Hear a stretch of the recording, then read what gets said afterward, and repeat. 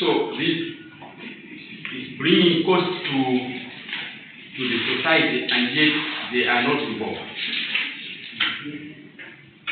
They have nothing to do with these factors, but they are going to spend money at the hospital because they are getting sick out of this economic activity by this company. So these are social costs. Social costs, you are saying that is how people are, how people are polluted by the environment or the private costs that they are. No, this is, I'm referring to a cost that is passed on. Yeah, so yeah, that one is like just an example that comes to my mind. But these are costs that are passed on, and you are not directly involved. Yeah, but the costs are passed on to you. Okay? The people who are affected by the company? Yeah, for example.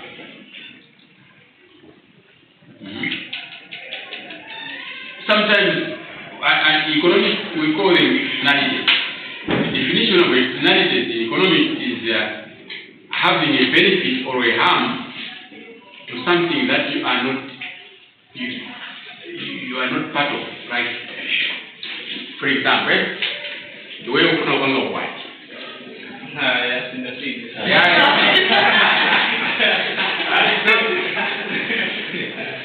Example, the way we open up white. Nundi adona mwameka haya DJ. So you have made the transaction. So there's a buyer and a seller. You are the buyer, the DJ is the seller. They are selling a service to you. You agree on the price, you pay. So when you pay, you are supposed to enjoy that thing. You have paid for it, right? Nobody else should. If you buy a cell phone, you expect to use it. Nobody else. Yeah, so private cost. Now, these social costs can come about, for example. It is private for you to marry and hire a DJ. Now, supposing the wedding venue is just behind this building. Actually, the event garden. See, if you were students who come in weekends, you would actually see that sometimes they have weddings behind, and when you are having classes outside, it's a problem on Saturday. Now, the DJ it's a direct cost between you and the DJ. Now, they start playing music, and we are trying to have a class. To us, that music is a social cost because we don't need it at that time. It's a bad consumption. Okay? But sometimes, this example I've given you, sometimes it can be a benefit. Externalities can be positive or negative. Sometimes it's a benefit. Let's say your neighbor are in the party and they are playing very nice music. You will perform the Bible and you start dancing. Something you have not paid for. I enjoy it. So sometimes those are what examples that I give.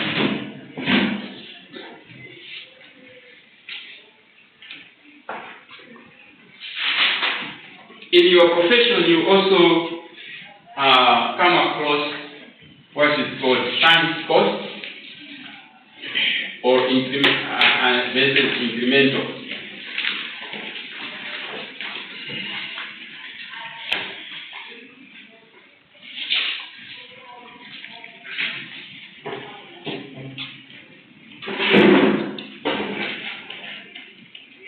So when you read these things, sunk costs basically mean that these costs have already been made in the past, or they are already contracted. You may have already made it, or you are to pay in future because of a contract. So it's a binding thing. So these are costs that have already been made. Already been paid in the past or to be paid in future as part of a contractual agreement, for example. So the money you've already paid for your equipment, for your machinery, or for the inventory that you have in your warehouse, or future rentals on your house or warehouse, that must be paid, for example. All those are what are referred to as sunk costs. So sometimes you will find that in knowledge.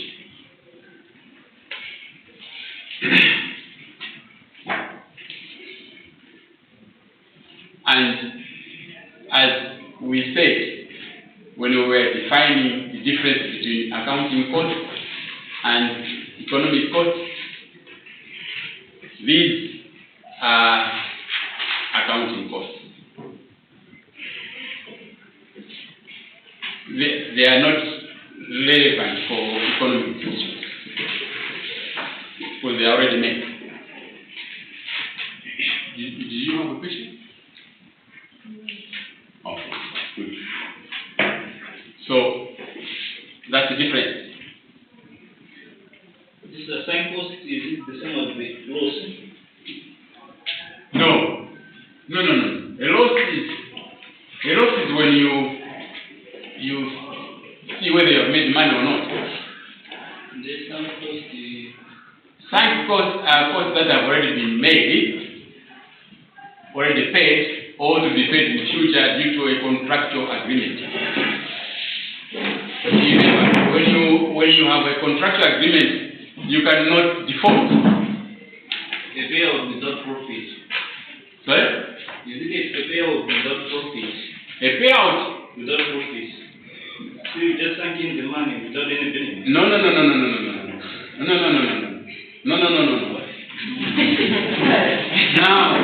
Now you are confusing. Some people say, sunk costs in economics has nothing to do, or in accounting, that got nothing to do with those concepts.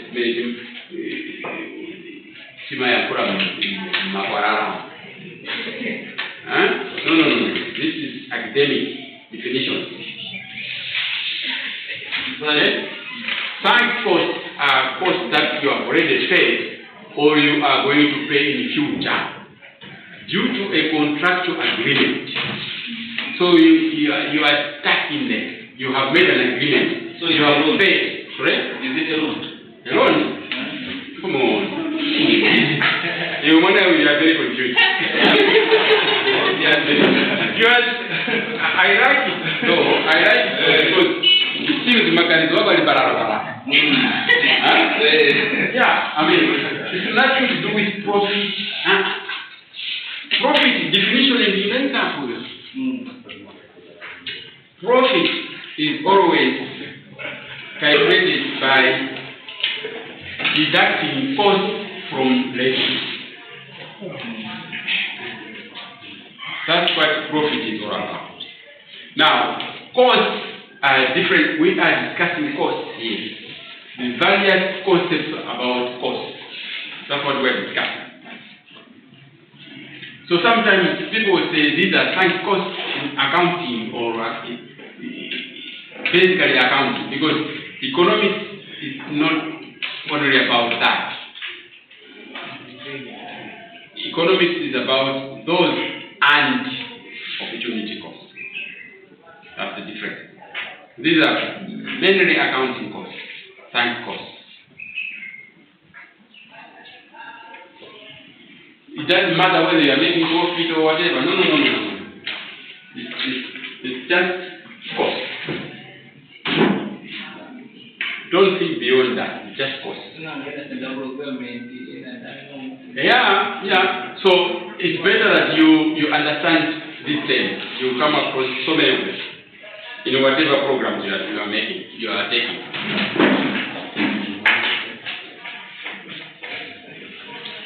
What about incremental costs? Incremental costs. Science costs are costs that have already been paid or will be paid in future due to contractual agreements. So, for example, rentals. You have signed tenant agreement for 1 year. So, I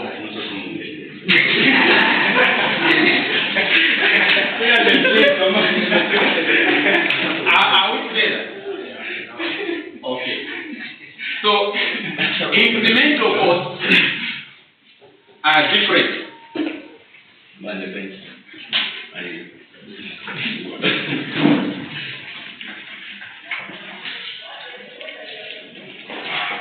Incremental costs are different. These refer to total additional costs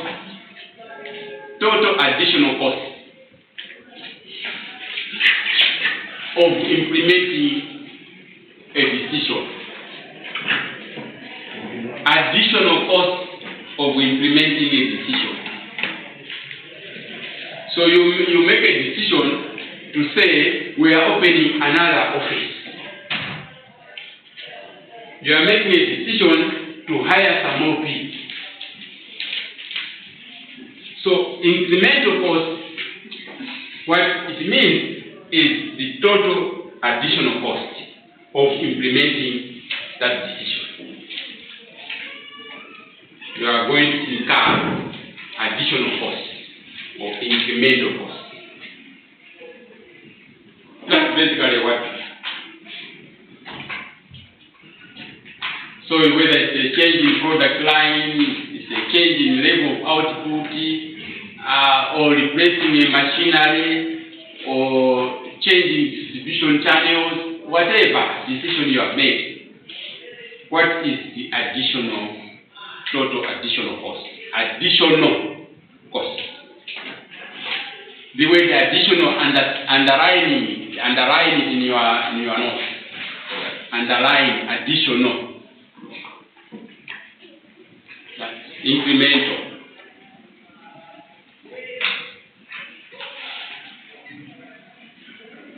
And sometimes some people will say this, they will refer to them as avoidable cost or escapable cost. Why? Because they are out of your decision, right? You can debate. You have made a decision which you can change or maintain, so you can avoid. They are controllable costs. You may decide to expand smaller or bigger. If you expand bigger, incremental cost will also be bigger. So you can manage those costs. That's why sometimes they are called avoidable or escapable, meaning you can escape.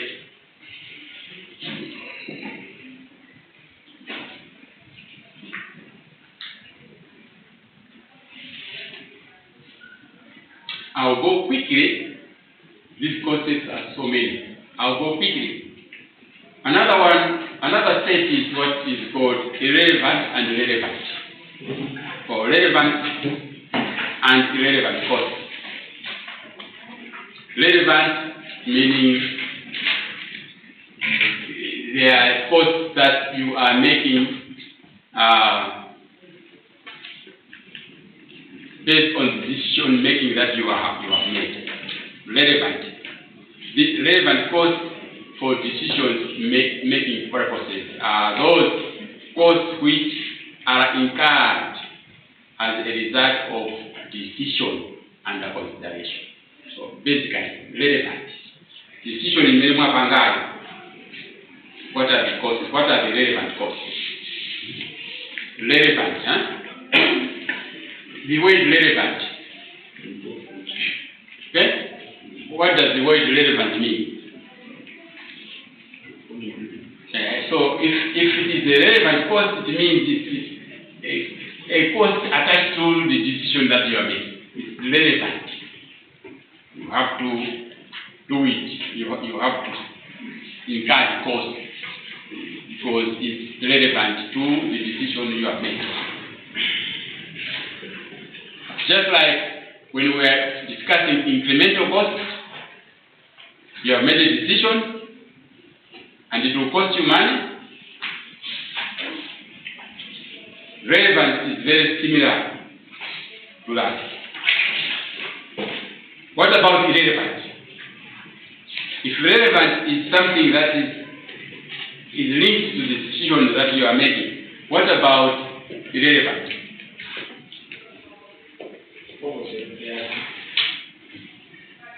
Because relevant are the same as incremental costs. Okay? Relevant is the same as incremental cost. So some people will say relevant costs. What are the relevant costs? So you'll be in a meeting saying, we want to, this NGO wants to do ABCD, or this company wants to do, somebody says, what are the relevant costs? You should understand what they mean. Meaning, what is it going to cost us for this decision we are making?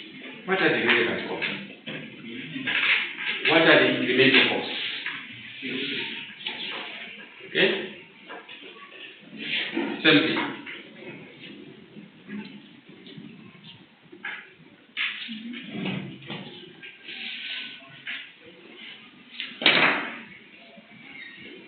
So, some of these relevant costs might be, for example, explicit costs. Sometimes there can be opportunity costs. Okay? Remember these other concepts? Link them up.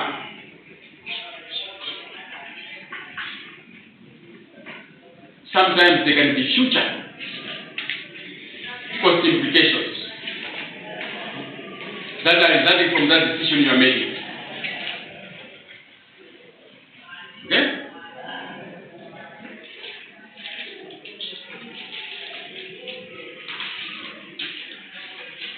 So, what about relevance? Costs that have been incurred already and costs that will be incurred in the future, regardless of present decision, are irrelevant costs.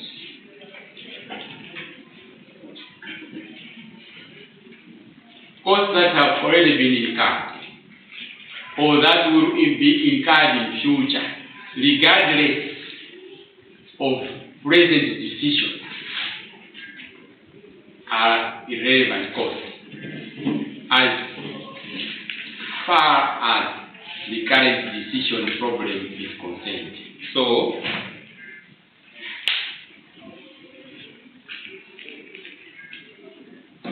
out of the concepts that we have discussed, irrelevant costs will be similar to what? Increment. Huh? Incremental costs. No. Irrelevant, what? You know what I say? Wait a minute. Irrelevant meaning regardless of the decision you make. Mr. Design the implement money is a getaway plan for personally because you can invest or you can done.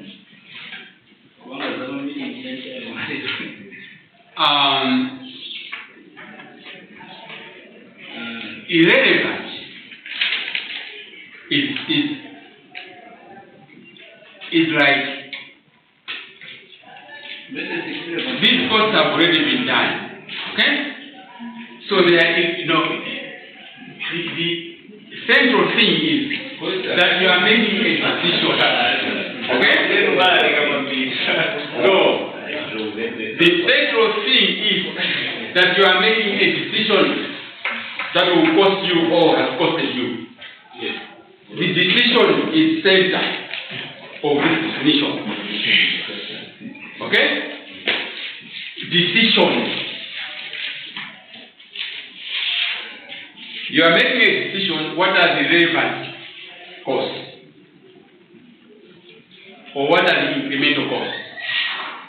You are making a decision. So decision is key. Now, irrelevant is that whatever decision we are making, costs have already been done, have already been incurred, or they will be incurred.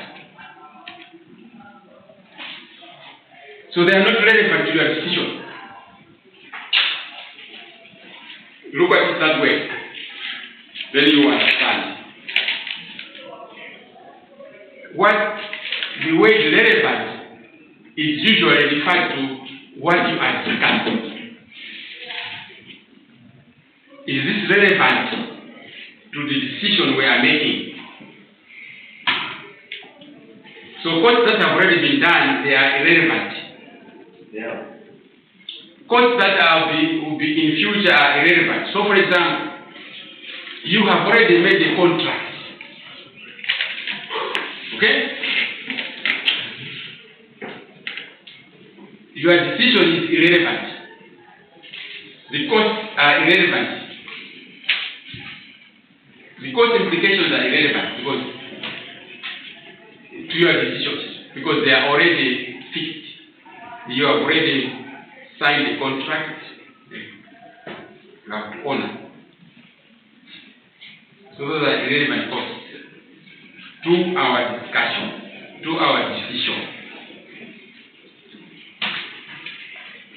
You had a question, sir? Or it's okay? I was answering the question. Okay, fine. Thank you.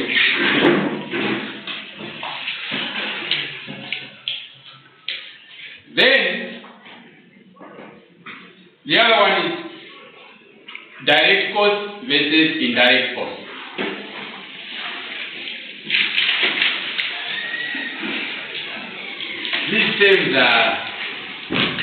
These cost tests, they are very similar to actual one. Okay?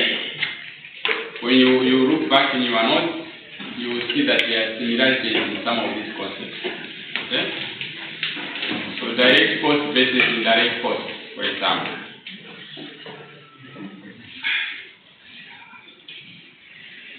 So direct costs are those costs that are directly related to what you are doing. There is a direct relationship. They have direct relationship to your operations, to your processes in your company.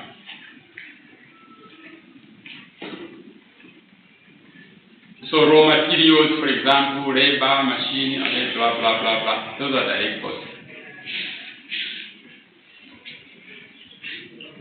Indirect are those costs which cannot be traced directly to your production, cannot be linked directly to your production. So for example, stationery in your company, administrative costs, they are indirect costs. So you are producing, let's say you are a farmer your company is a farming business, direct costs are the cost of you producing that maize or beans. Okay? And you can itemize. But things such as administration is not directly linked. Things like file folders, papers, stationery, they are indirect costs. They are not directly linked to ukulima. Okay?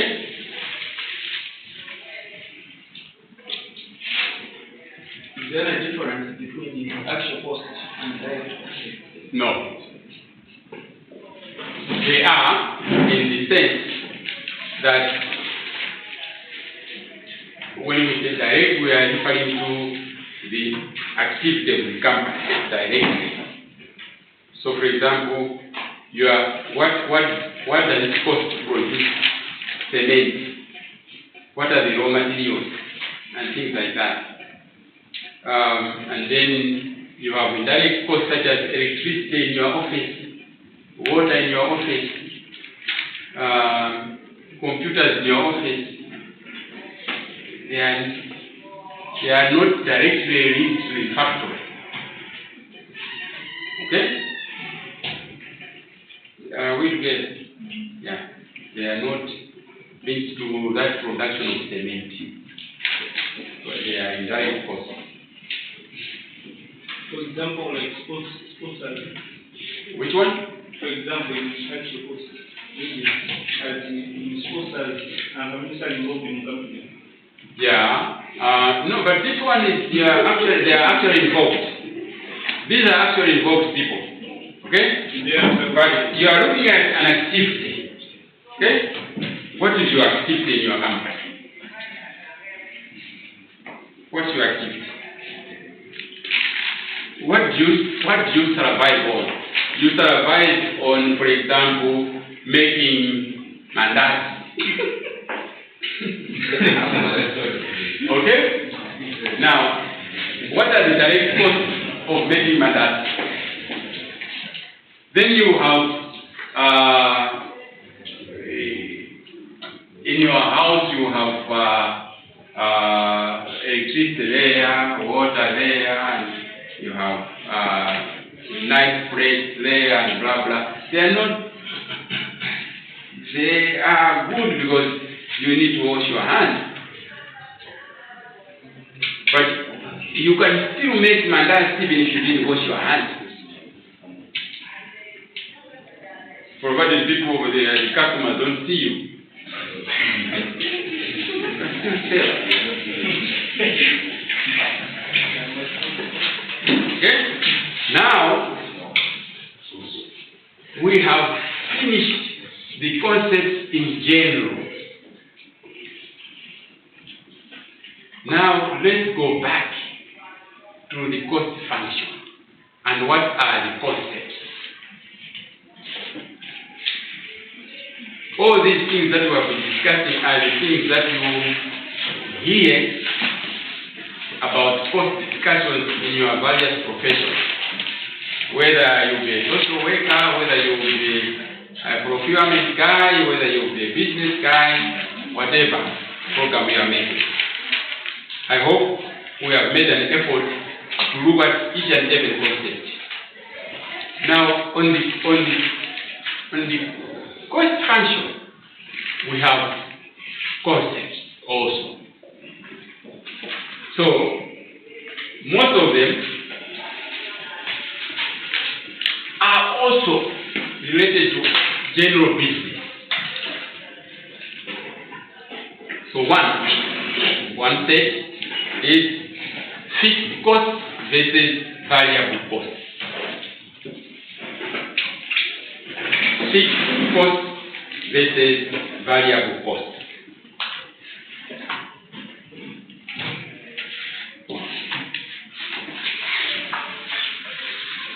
Kimeta just sign up with the end up. Fixed cost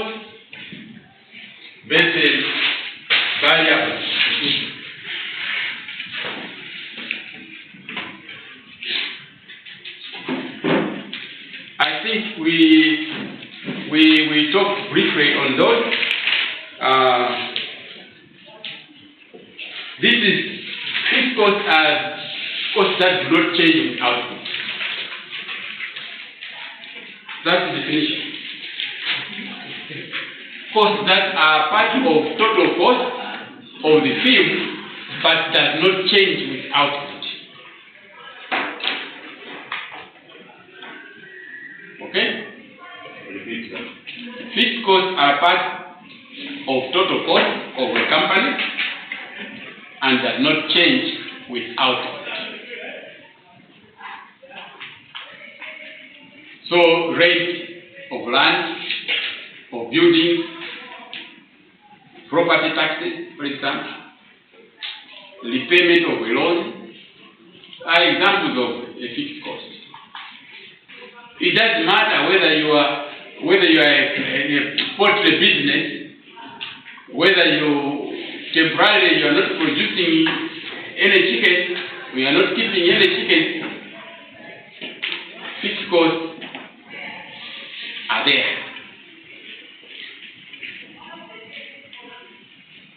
Doesn't change with output.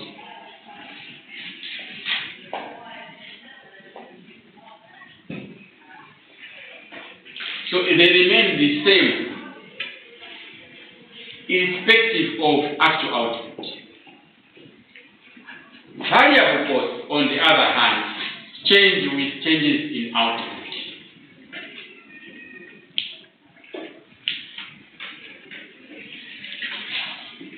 For example, raw materials.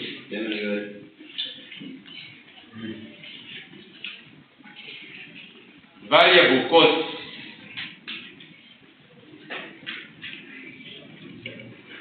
change with output. Okay? So, for example, raw materials.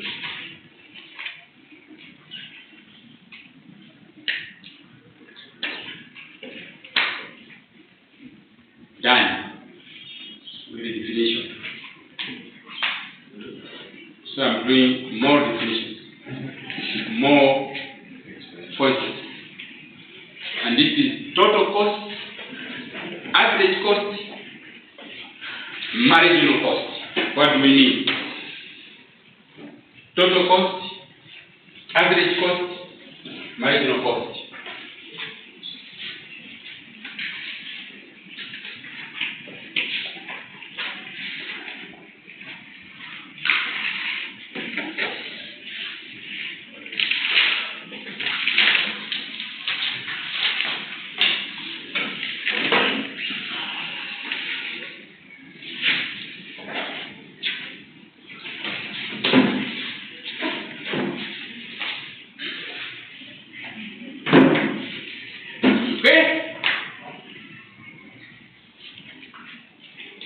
So, total cost, sometimes referred to as TC,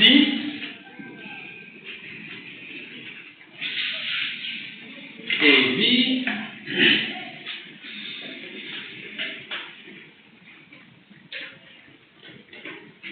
MC,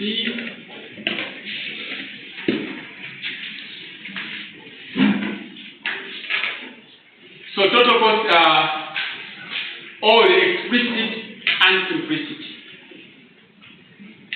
expenditure incurred in producing a given output. The total of all explicit and implicit expenditure incurred for producing a given output.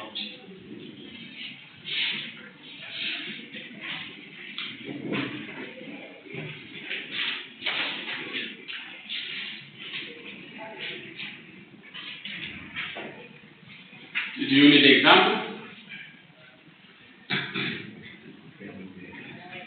So, for example, a shoemaker.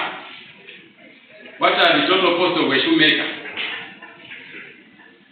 The amount of money he spends on leather, on the thread, on rent of the house, of the workshop, interest, if he borrowed money, wages and salaries if he employs some people,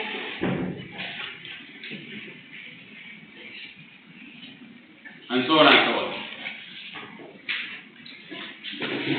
Those are total costs.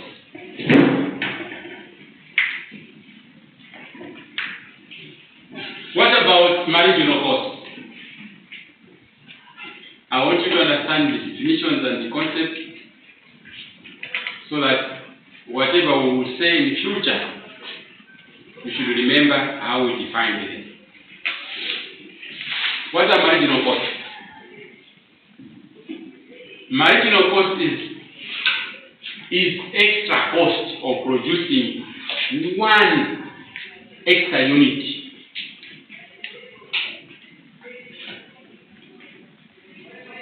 What is the extra cost of producing an extra unit of output? What is the extra cost of producing an additional 1 unit of output? That's what we call marginal cost. Marginal. Whatever. It is I would have loved if we were teaching in Jewa or Situmbuka, whatever. Because honestly, don't drive me there. Because sometimes we are so bad at looking at each other. When somebody cannot speak good English, we think they are stupid. Yeah. You find a footballer, he's very talented, he's earning a lot of money, he's very intelligent, but because he cannot speak Kizungu, but why? A Chinese guy will not speak good English, but you still respect him. Yeah.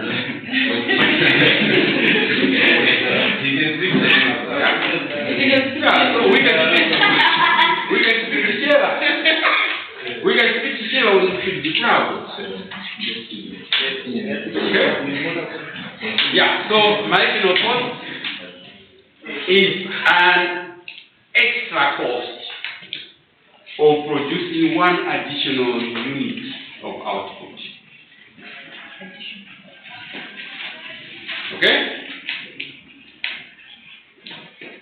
So it's like you guys who like differentiation.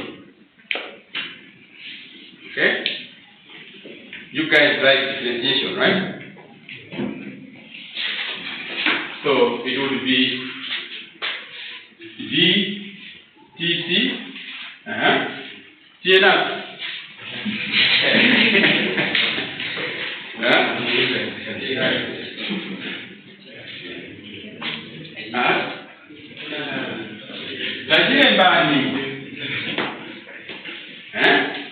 You differentiate these two,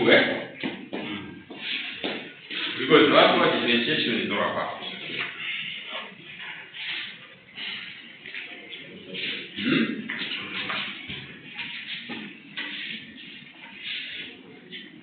Basically, the additional cost of producing 1 additional unit output. What is the additional cost of producing 1 additional unit of output? If you didn't understand what differentiation is all about, that's what it is. Okay?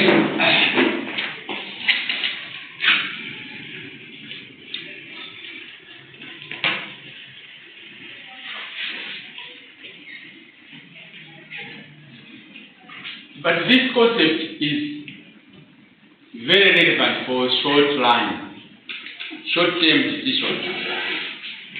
you can make decisions of how to maximize your profit if you know. If you know the cost, what's the additional cost of producing one more unit, it will give you an idea about what kind of decisions you have to make. If you are able to calculate your marginal cost in your production process.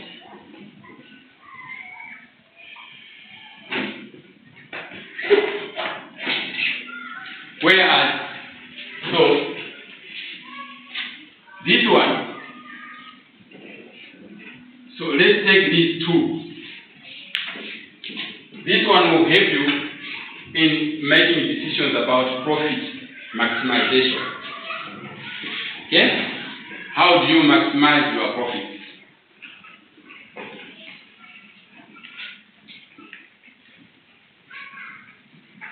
What level?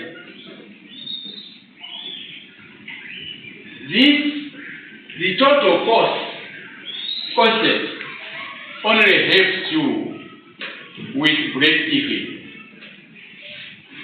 decisions. Okay? The total cost concept is only useful in break-even analysis. Whether you are making profit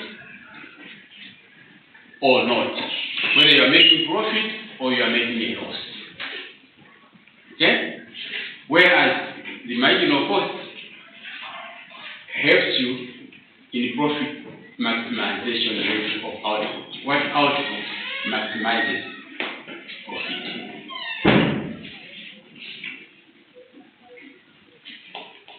Are you clear on those two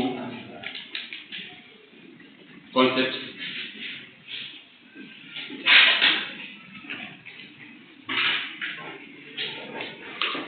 What about average cost?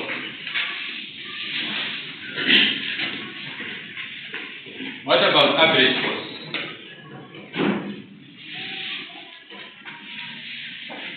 Average cost refers to unit cost, right? Helps you understand the unit cost. So average cost is total cost divided by Q by output. Total cost divided by output.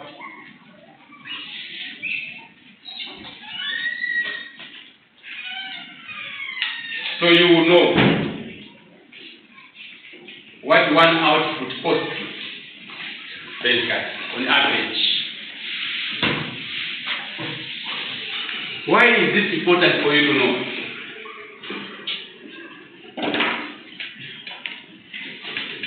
Why is it important for you to know your average cost?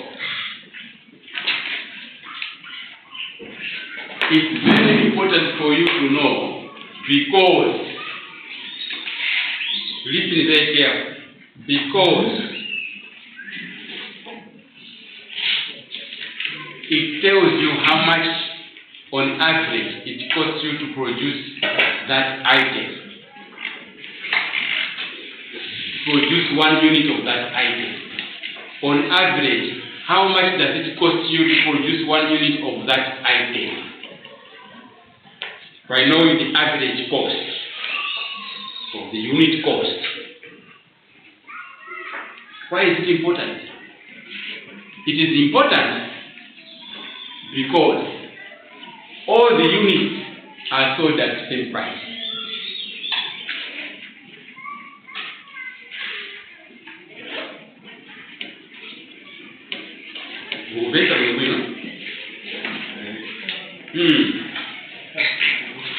You should know the average cost because it represents on average how much it costs you to produce that 1 unit of those things that you are making. So you have, let's say, a total cost of 10 million and you are producing 1,000 bags of whatever. so you know how much does each bag cost you on average. Why is it important? Because your bags will not be sold at a different prices. They are sold at the same price.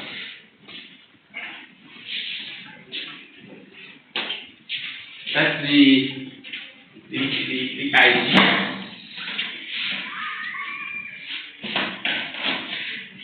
So if you are selling each bag at 10,000, and yet this bag costs you different amount to make. Muna bag yina, makutan cost 2,000 to make. Another bag has costed you 3,000 to make. Another bag has costed you 1,000 to make. Another bag has costed you 8,000 to make. And like that. You take the average, it costs you so much. But when you are selling, you are not selling based on how each bag or how each thing has costed you. You understand? You are saying, okay, the 1,000 bags, you put it market per bag. That's how you sell in real life, right? So what for example, if we are to find an example that is in real life, what kind of production you would find where each item is costing you differently? What kind of activity? Where understanding these concepts will be important. What kind of activity, for example? Where you are producing things, but they are costing you the same thing. That's your occupation. You are producing the same thing, but apparently they are costing you differently. And yet when you have to sell the same price. It could be that one particular item has taken you more time, right? So if you are paid per hour, if you pay somebody per hour, and it has taken more time to make that particular item, to you it has costed you more, right? But you have to sell at the same price. So that's why knowing average costs are important. So attach some meaning and understanding to some of these cost concepts.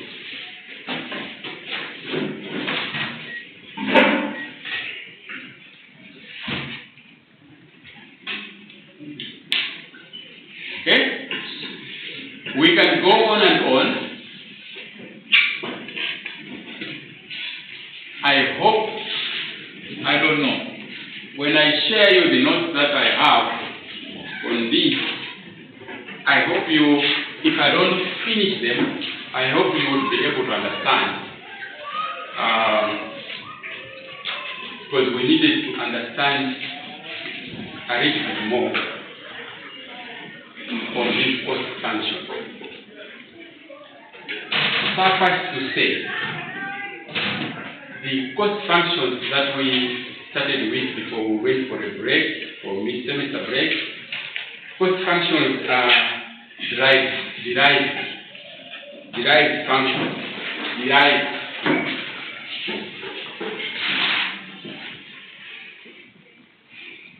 Cost functions are derived functions. What do we mean by derived? When you derive something, formulated, or they are from something else. You derive from something, from something you get something else. That's why we say derived. So they are derived functions. They are derived from what? What did I say? If you remember, cost functions are derived from production functions, right? We just start putting prices in there, right? Because production function tells you the technique of producing something. what you need, the technical relationship between input and output. That's production function. Now, the cost function is derived from the production function. Because now you take the same production function, you start putting in prices of factors of production, right? That's what we say. So I was hoping we would finish today. I underestimated the material. So maybe we can finish them next time. Because I see a lot of sleeping faces. I'm surprised it's not Monday.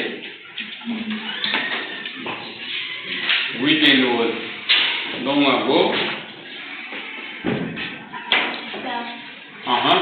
So what's the relationship between average cost and marginal cost? The relationship.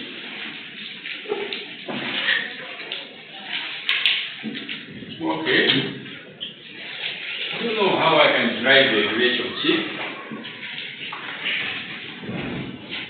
What is very true is that they are not the same.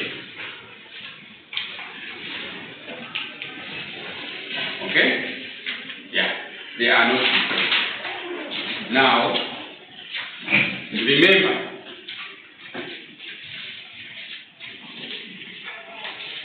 total cost. How do we define total cost? What is total cost?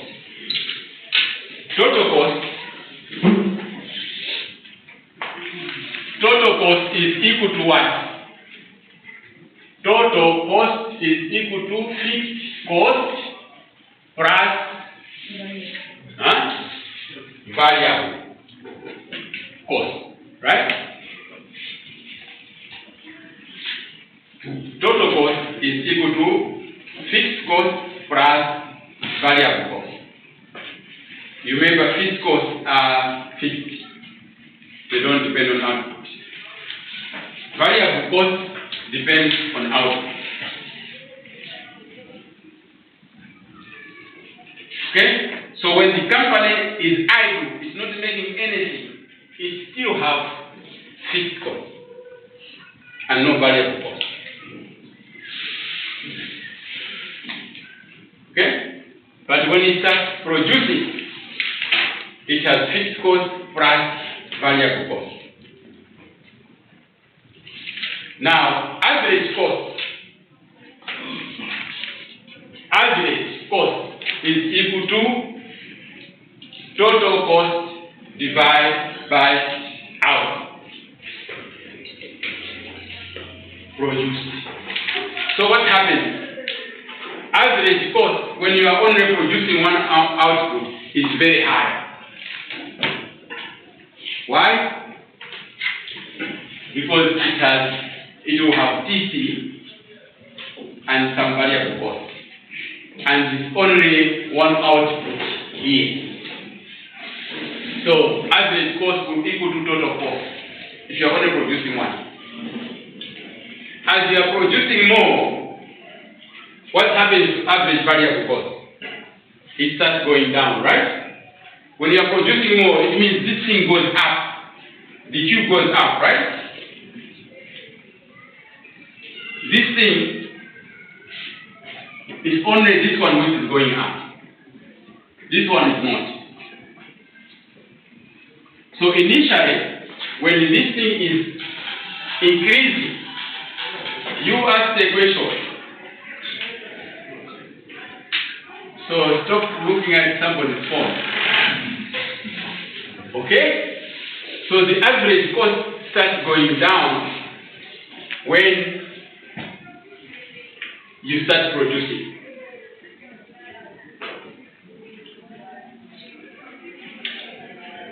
What about the marginal cost?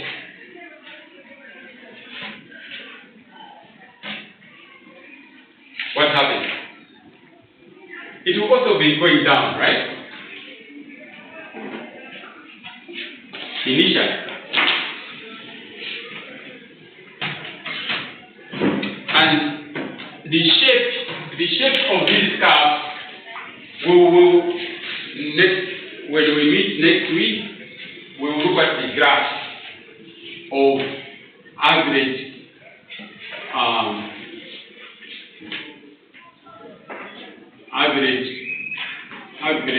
variable cost. We will look at marginal cost curves. We will look at marginal revenue, average revenue, and all that. How they relate to each other. Mind you should have in mind, remember the discussion we had about economies of scale and diminishing returns to scale. The law of diminishing returns to scale and the law of economies of scale. You remember where I said employ one more person, another person, how the output goes. Initially it goes up and then it starts going down. Okay?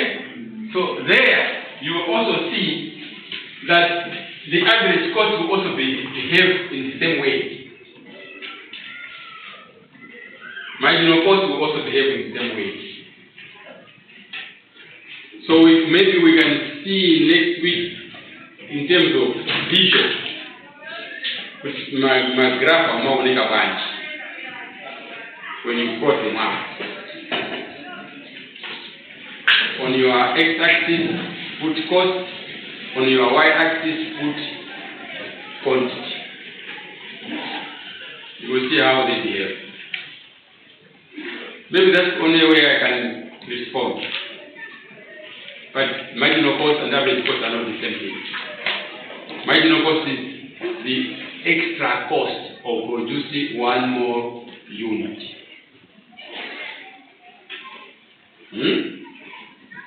You may have 10 units.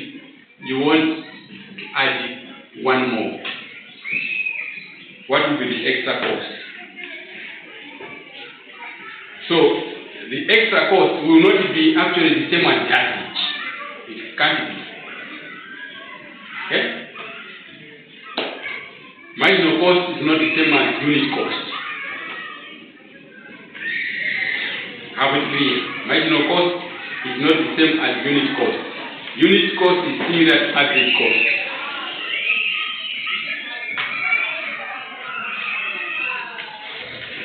Okay?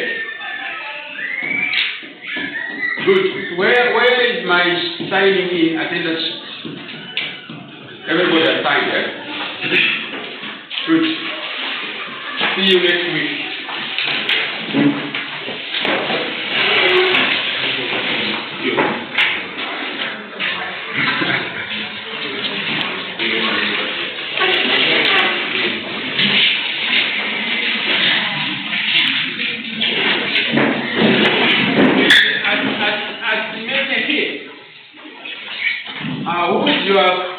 The other guy, okay.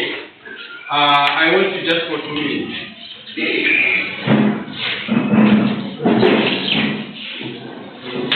I want you to go with you.